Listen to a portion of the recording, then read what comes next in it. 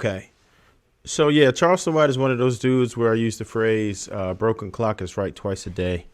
Um, I, as far as there's a lot of different things to take into consideration, though. Um, it's about not so much about what you do, but who you offend while doing it. Right? We kind of mentioned R. Kelly for a second, right? And let's just be honest. If he had one single white girl on his list, he would have been done for a very long time ago, right?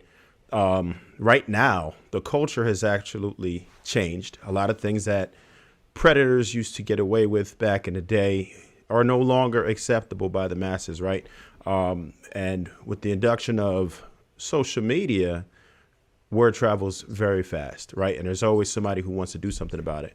So it depends on who's on the platform as well. Charleston White could say something and it'll hit different. His delivery is awesome. He's a genius when it comes to delivery. He was able to, he's compelling, right? He makes people want to watch and listen to him. He sells a lot when he does his, or if not all the time, when he does his shows. He's the perfect person to deliver it. So we could say things about something all we want. It doesn't matter. It depends. Now, a person like Charleston White could say the same thing, and now it matters because now it created a discussion, right? Now people are going back and forth. There's different people who are listening to it. There's so much more exposure. So the effect will be quite different. I got a question for you, Trev. Good. So you mentioned that if it was one white girl on R. Kelly's list, he would be done, right? And I really believe that. I don't really have a disagreement to that, but I'm going to be honest. Who is supposed to hold R. Kelly accountable? Everyone who witnessed it. Anyone who could have done something about it. The parents were supposed to. Everybody who knew what was happening. Everyone around that situation. Demographic? His peers that knew what he was doing should have held him accountable. So what demographic witnessed what R. Kelly did and largely ignored it? We did. I went to grade school with that girl. So like we were the ones, like, because even today, you still hear it today. I'm still gonna listen to his music. He's still a great musician. And that's us. White folks don't listen to R. Kelly.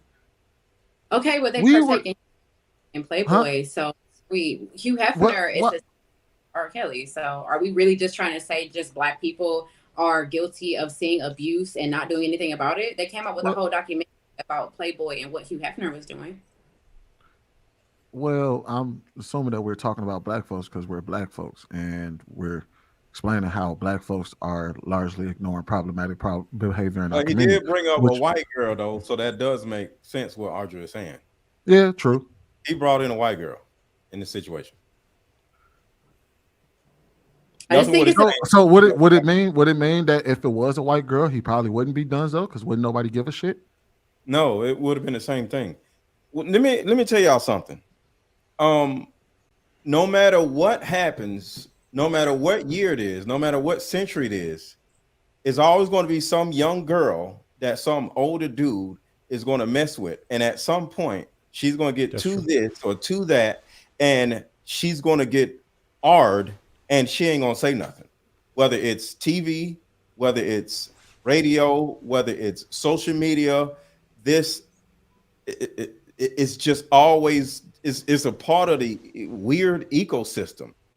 Like, y'all gotta understand, when it comes to TV, media, and music, the youngest girl, the prettiest girl, the new girl on the block gets all the attention. So it's always a new girl coming out of high school, and she can sing, or she can act, or she got a body, or she's different. You know, next thing you know, what happens? Some dude is like, I can make you a star. He's going to take advantage of her. And even though she's young, I understand, but she's going to be like, let's do it. Ooh, let's do it. I'll do it. And then it gets too bad. It gets crazy, right? So she'll sleep with this dude over here to get on, and then even this dude over here to get on. But these three other dudes over here, why I gotta sleep with them? well, you got to get on. And she's like, now I'm mad because now I feel taken advantage of because those dudes I didn't agree to.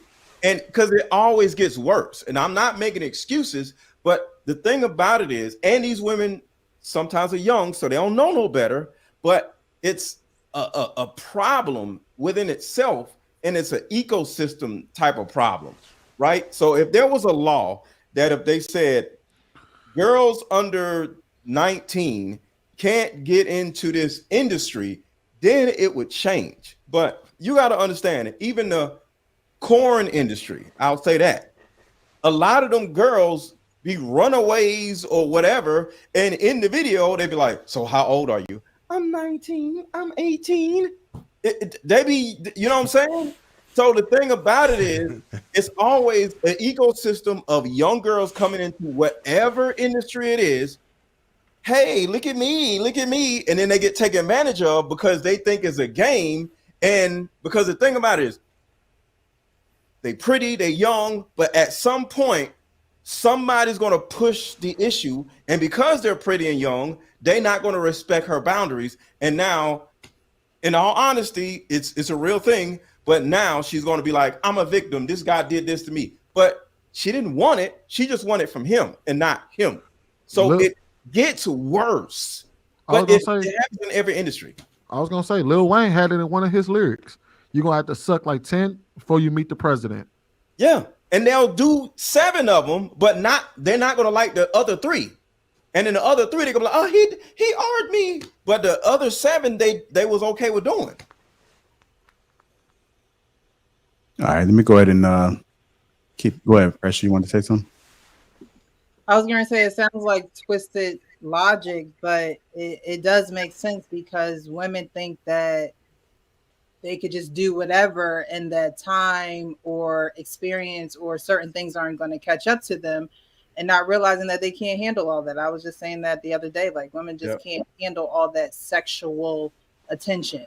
But yet you trying to do it for a quick dollar or whatever. And then you get to that 10th one, like Mr. Let Go was saying, that you don't want to do, you done already tied yourself out. You probably done already shamed yourself. And now they come around and you're like, no, I don't want to do this. And so in order for it to stop, you say that he abused you.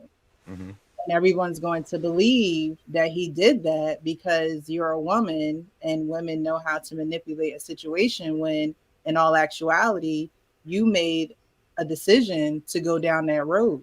So if you're going to make a decision to go down that road, be able to handle what comes with going down that road. But I got to say this, the 10th dude did abuse you. You feel me? The 7th dude just did.